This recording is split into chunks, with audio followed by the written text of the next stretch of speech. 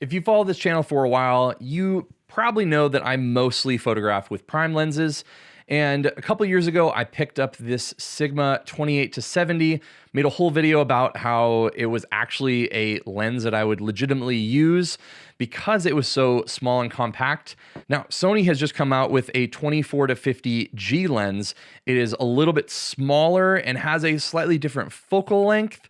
So I decided I wanted to check it out and see if it's something that I would add to my bag instead of the 28-70 and kind of what the overall use case is for this versus even a 24-70.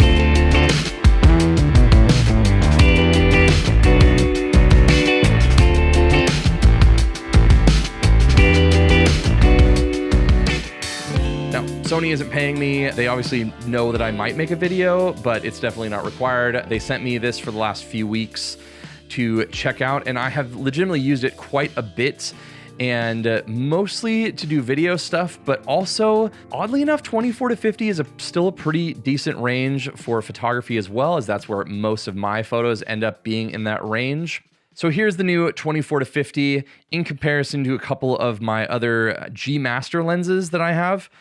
And if you check it out, this little zoom lens is smaller than obviously both the 50 1.4 GM and the 35 1.4 GM. And the other thing is Sony sent over another A7CR. So I think that what they're kind of trying to get at here is that this lens is small enough to work on even a really small camera like the A7CR. And I definitely would agree. It's not the smallest lens, and it's definitely not the smallest lens that I normally use on this camera, but for what it is, it works really, really well. And again, it is smaller than both of these little G Master primes, so it fits really, really well on any of the Sony bodies that I've used it on so far. And if you're someone like me, I have checked out their new versions of the 24-70 and the 16-35.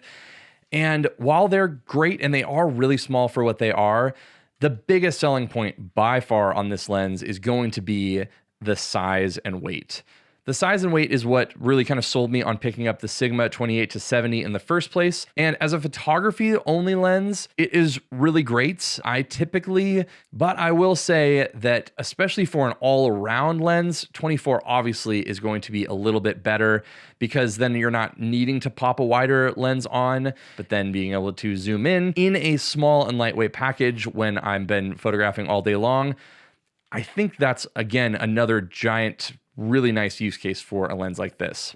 Now, one of the biggest selling points for me on this lens was just that it works in tandem with all of the Sony bodies in a way that third-party lenses just can't. So this gets all of the profile corrections and distortion corrections and focus breathing, all of those same things that other lenses like the Sigma just can't because they're not a first-party lens. That being said, this is like a lot of other modern lenses now, that the way that they're kind of getting away with having such a small and compact lens is that there's a lot of distortion and things that the camera is fixing. Now, I haven't found that to be any bit of an issue at all. If it works in practice, I don't care if they're doing things on the software end, especially if it results in smaller, cheaper, lighter lenses. It's definitely a win for me. But if you're one of those people that like is going to open up just the raw file without any corrections and turn off things somehow and complain about it, I mean, you're gonna just have issues with a lot of things. Now, I do really like the Sigma 28-70, and as a just photography only lens, it does a great job. I use it for a lot of family groupings, things like that. But one of the only things that really bothers me about that lens is that the chromatic aberration performance is pretty bad on this. And especially when it gets into that like longitudinal chromatic aberration, I try to use this a lot for my B-roll, for products and things on this YouTube channel. A lot of the B-roll stuff you'll see is from this. But if you're using it wide open, it really gets that like orangish to tealish color. It ruins a lot of shots. I really don't like it. And that's one of the things here that the Sony does a really good job of. I wouldn't say it's like Apple chromatic or anything like that, but it does a much, much better job of controlling all of that chromatic aberration. And with that as well, it's just a really, really sharp lens, even at 60 megapixels. If you're worried about that being an issue, it's Definitely not in either the sharpness or the chromatic aberration front. Now, my only real annoyance with this lens, and this is probably something that's more like personal preference, and it's something that I'm a newer Sony user and I'm not used to the zooms working in this way, but the Sigma lens here starts at 28 millimeters and then zooms in the opposite direction to 70 millimeters. The Sony starts at 50 millimeters. So when you pull this up to your eye, unless you have moved the focus ring here, you start at 50 millimeters and then you move back to 24 millimeters. Both of these lenses have an extended zoom, which isn't my favorite, but it just kind of is what it is for things, and that's fine. But the thing is that when I pull up a zoom lens to my eye, for whatever reason, I assume that it's going to be at the wide end of the spectrum. The Sigma is that. You pull it up and it's to 28 millimeters, and if I want to zoom in, I can. But as I was using this lens, it was almost always at 50 millimeters, and so I pull it up to my eye and it's at 50, and then it's weird for me to zoom out. So it's not a deal breaker necessarily, but it's one of those things where it's just odd that the extensions here are the exact opposite. So this Sigma is at 70, and the wide angle on the 24 is where it's extended. And then if you go to its more compact state, we're at 50 millimeters here, we're at 28 millimeters on the Sigma.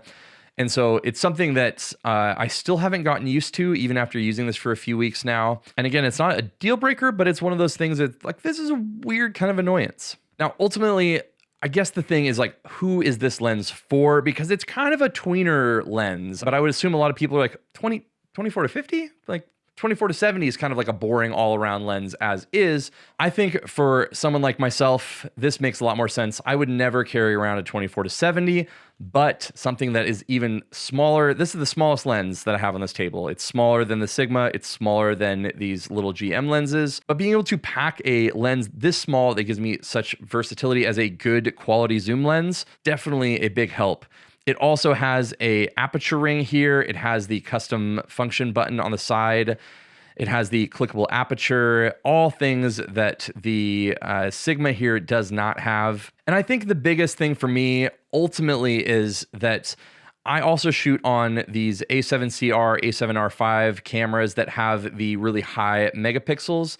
And so if I want to crop in to a longer focal length, I can in here. So I don't necessarily need the little bit longer length at 70. But I think, honestly, if you want a lens that's going to give you almost G Master quality in terms of optical performance and the way it works, and you are someone that doesn't need the extra reach of something like a 24 to 70, and the reason that I'm really considering it is because using this for both photo and video, 24 millimeters is so much more helpful than 28 millimeters.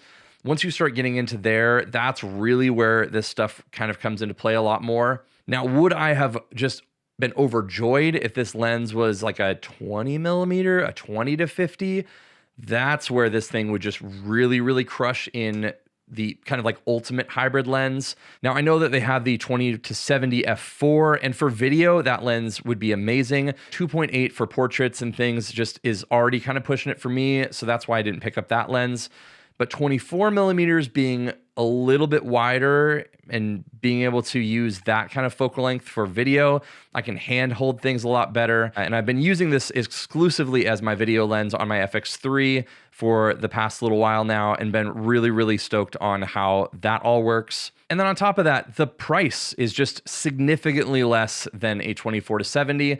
So if you're someone that wants a 24 to 70, but you don't want to pay the total price, I think this is a really, really good compromise. Again, this thing's not perfect and it does have a pretty limited range, but if I go back and look at my work, the vast majority of it is within this range anyway. So it's going to do a lot for you for both photo and video. It's wider than a lens like this.